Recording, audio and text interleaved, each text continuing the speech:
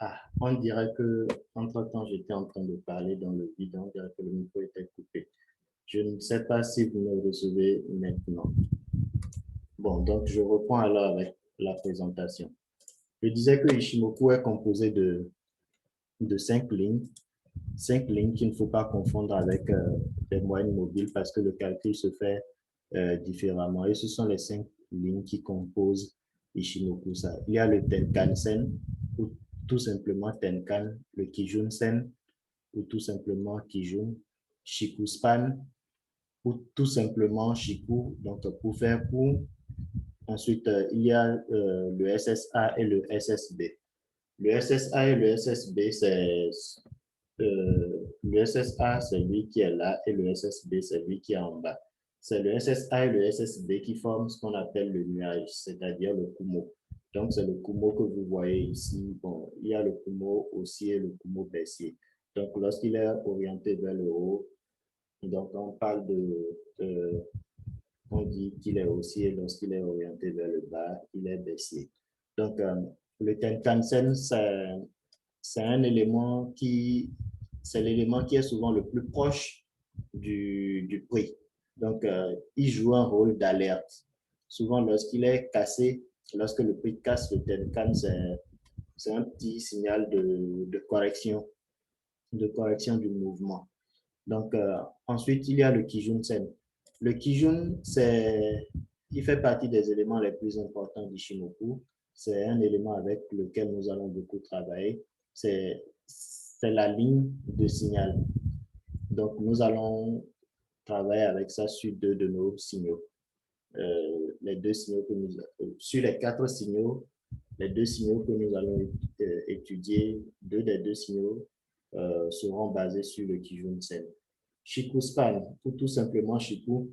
Shiku, c'est tout simplement le prix représenté sous forme de ligne. Vous voyez, c'est le prix représenté sous forme de ligne.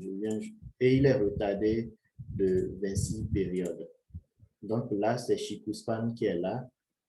Donc, c'est le prix en clôture. Le prix en clôture, c'est ça qui est la ligne verte. Donc, souvent, c'est retardé de 26 périodes. Et lorsqu'on regarde actuellement, le prix est là, et puis nous avons Shikuspan qui est là. C'est un peu comme si on disait que, bon, au lieu d'afficher le prix sous forme de bougie, on choisissait d'afficher le prix sous forme de ligne, quoi. Donc, vous voyez. Et puis, Shiku, c'est l'élément qui va nous permettre de filtrer les signaux que nous aurons. Donc, ce sera ça le rôle de Shikuspan euh, par rapport à Ishimoku. Et aussi, l'autre chose, c'est que Shiku permet de voir un peu plus certaines figures chartistes. Ça permet notamment de voir un peu plus clairement les double top, les double bottom, les M, les W. Ça permet de repérer aussi un peu plus facilement les retests. Donc, c'est à peu près ça. C'est ce à quoi nous servira Shiku. Maintenant, en dehors de ça, il y a le nuage. Le nuage qui est composé de deux éléments, SSB et SSA. Donc, SSB est calculé, le SSB, ça fait 2 fois Kijun, c'est-à-dire 26 fois 2, ce qui fait 52 périodes. Donc, ça, c'est un élément également très important. Généralement, lorsqu'il est cassé dans le sens inverse de la tendance, c'est un signal de changement de tendance. Donc, et il y a le SSA. Le SSA, lui, c'est la moitié, euh, c'est la moyenne entre la ligne rouge, Tenkan, et la ligne bleue, Kijun. Vous voyez, le SSA est souvent au milieu des deux. Donc, il fait en quelque sorte 50% du retracement de Fibonacci de, de ces deux-là. Donc, par rapport à ça, actuellement, SSA est à ce niveau approximativement. Donc, je vais voir si j'ai Fibonacci à côté.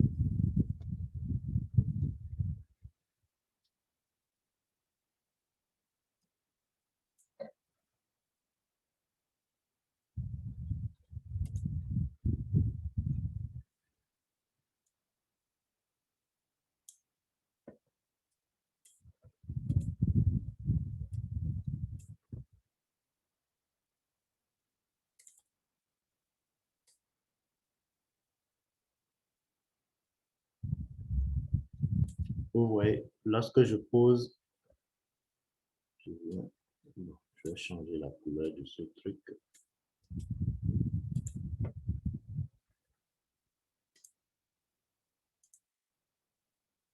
Je vais mettre du noir. OK.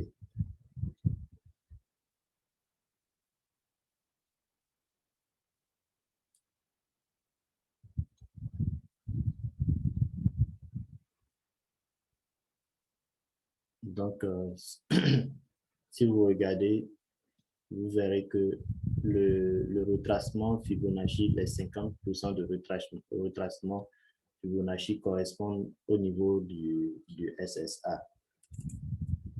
Donc, c'est à peu près ça. Maintenant, quelle est l'interprétation qu'on doit faire de Ishimoku? Comment interpréter Ishimoku? Ishimoku, d'abord, c'est un système qui permet principalement de trader la tendance. Donc, c'est un indicateur de tendance. C'est la raison pour laquelle au niveau des indicateurs, il se trouve au niveau dans tendance. Je ne sais pas si vous avez remarqué, indicateur. C'est au niveau de tendance qu'on retrouve Ishimoku. C'est un indicateur de tendance.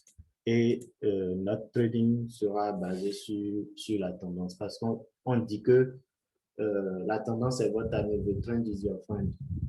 Donc, par rapport à ça, nous allons beaucoup trader en suivant la tendance. Et avec Ishimoku, comment est-ce qu'on lit la tendance? Lorsque le prix est au-dessus du nuage, on dit que la tendance est haussière. Et lorsque le prix est en dessous du nuage, on dit que la tendance est baissière.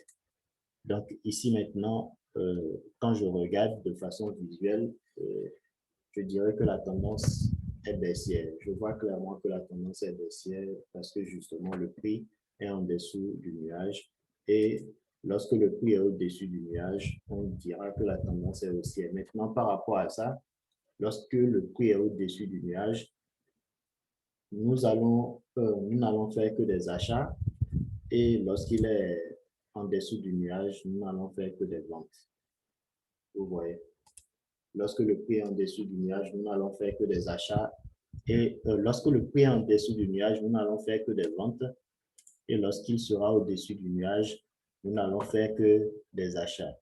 Donc, c'est l'un des fondements même de Ishimoku, ça. Maintenant, c'est ce qui aussi fait que Ishimoku permet d'avoir une très bonne probabilité, de gain. On a de très bons pourcentages avec Ishimoku.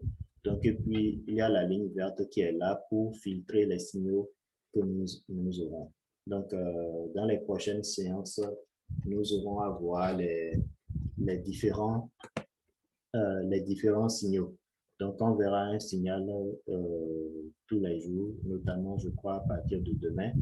Demain, on verra un signal, après-demain, en tout cas, les 3 signaux que nous allons étudier, plus le signal bonus. Donc, aujourd'hui, c'est tout ce qu'il y a à savoir sur Ishimoku. Ce que nous voulons faire, c'est étudier, bon, c'est vous présenter, vous décrire les différents éléments d'Ishimoku. Donc, on reprend ici, c'est le Kijun Sen. La ligne bleue, c'est Kijun. Je vais tracer. Donc, la ligne bleue que vous voyez là, cette ligne bleue, c'est Kijun. Et puis, elle sert de support et de résistance. Ensuite, il y a la ligne rouge qui s'appelle Tenkan. Cette ligne est très mobile et elle se colle énormément au prix. Maintenant, lorsque cette ligne s'éloigne, lorsque le prix s'éloigne de la ligne rouge, ça veut dire que nous sommes en surachat. Donc, demain, nous allons essayer de voir exactement, demain, je vous dirai exactement comment est-ce qu'on on arrive à identifier si le marché est en surachat ou en survente. Donc, ici, vous avez vu quand le prix s'est éloigné de la ligne rouge, à un niveau donné, il y a une consolidation. Et puis, la ligne rouge, c'est-à-dire Tenkan, s'est rapproché maintenant du prix. Maintenant que Tenkan s'est rapproché du prix, vous verrez, il va peut-être casser. Il peut casser tout comme, mais vu que nous voyons ça commence à faire des mèches. Donc, on sent un rejet. Donc, le marché peut corriger pour venir tester la ligne bleue et puis continuer. Parce que nous avons dit que la ligne bleue sert de support et résistance. Donc, nous verrons dans les jours à venir comment utiliser, comment est-ce que le prix interagit avec ces différentes lignes et quand est-ce qu'il faut acheter, quand est-ce qu'il faut vendre. Mais en règle générale, on fait un buy lorsqu'on est au-dessus du prix, et lorsque le prix est au-dessus du nuage, du Kumo. Ouais, on voit que le nuage est orienté, il est haussier. Et puis, on fait une vente lorsque le prix est en dessous du prix. Donc, à partir du le prix est en dessous du nuage plutôt. Donc, je complète le nuage comme ça. Donc, à partir de cet instant maintenant que le prix est en dessous du nuage, nous n'allons plus faire d'achat. Nous n'allons commencer à faire des achats que lorsque le prix va casser pour sortir de l'autre côté du nuage. Vous voyez? Donc, ici maintenant, ce sont des signaux de vente que nous allons chercher, mais dans cette zone, des signaux d'achat et on va passer à l'achat uniquement si le prix passe de l'autre côté. Donc, on dit que le marché est en tendance lorsque le nuage est haussier et que le prix est au-dessus du nuage. Le marché est baissier lorsque le nuage est orienté vers le bas et que le prix est en dessous du nuage, un peu comme ici, vous voyez. Et puis, on dit que le marché en range, ça permet également de voir si le marché en range. Le marché en range lorsque le nuage est horizontal. Vous voyez ici, le nuage est horizontal, il n'est pas orienté. Et lorsque le nuage est horizontal, vous allez voir que le prix sera en train de tourner autour jusqu'à casser d'un côté. Ouais. Donc, le marché est en range et le nuage se met à plat. Donc, les plats de Kijun sont des niveaux importants de support et de résistance. Et vous allez remarquer que le prix aura tendance à interagir avec ces niveaux. Les plats également de SSB, ce sont des niveaux importants également de support et de résistance. Vous voyez, ce sont des niveaux importants de support et de résistance. Et le prix va interagir avec ces différents niveaux.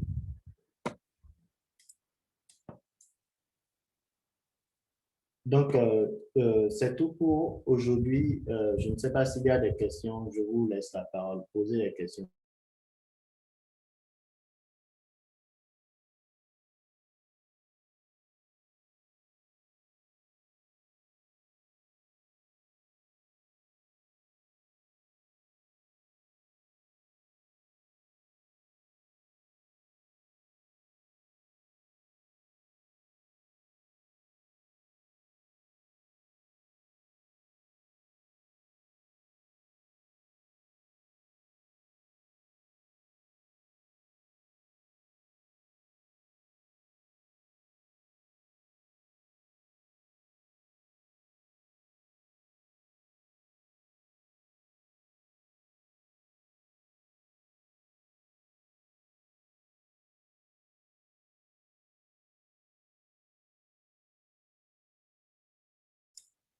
Donc, j'attends les questions.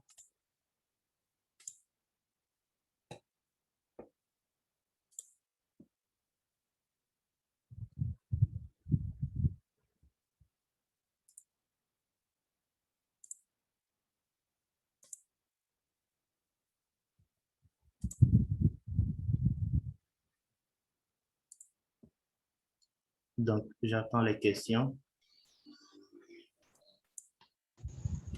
Oui, bonsoir, coach. Oui, bonsoir. Bonsoir. Oui, est-ce que vous avez... Allô? Oui, je vous écoute, vous pouvez parler. OK. Et ma question se retrouve au niveau des tendances. Ok, Lorsque les prix sont au-dessus des nuages, il s'agit d'une tendance haussière. oui, Et en dessous, il s'agit d'une tendance baissière, ce que vous avez dit. oui. Est-ce que la couleur des nuages dépend ou indépendamment des couleurs des nuages? Lorsque les prix sont au-dessus et il s'agit d'un nuage rouge, est-ce que c'est la hausse? C'est par rapport aux couleurs que je l'ai dit. Ok, d'accord. Donc, oui, la couleur est importante. Bon, déjà que quand le nuage est orienté, il faut que le nuage soit orienté vers le haut. Vous allez remarquer que lorsqu'une tendance veut commencer, le nuage s'oriente, il commence par s'orienter progressivement vers le haut. Vous voyez, ici par exemple, je ne sais pas si vous voyez mon graphique, mais Oui, oui, je vois. ici maintenant, le prix est en train de percer vers le haut. Il est venu retester, il est sorti. La tendance n'est pas encore complètement haussière, mais vous voyez que le nuage a déjà commencé à prendre une couleur verte qui est la couleur de l'orientation du nuage vers le haut. Parce que précédemment, vous voyez, le nuage était orienté vers le bas et puis là, c'est la couleur orange. Par rapport à la couleur, c'est à chacun de paramétrer la couleur qu'il veut.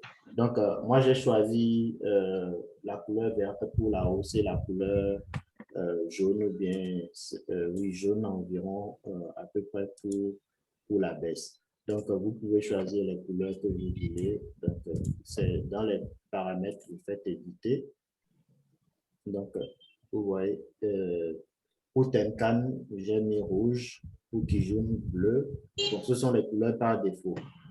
C'est au niveau de ces deux-là, au niveau du nuage, que j'ai choisi la couleur verte pour la hausse et la couleur bon, gold, couleur or pour la baisse. Donc, j'aurais pu choisir une autre couleur. Donc, j'ai choisi cette couleur-là aussi parce que le prix, les deux couleurs que j'ai choisies pour le prix, c'est le bleu, la couleur bleue et la couleur rouge.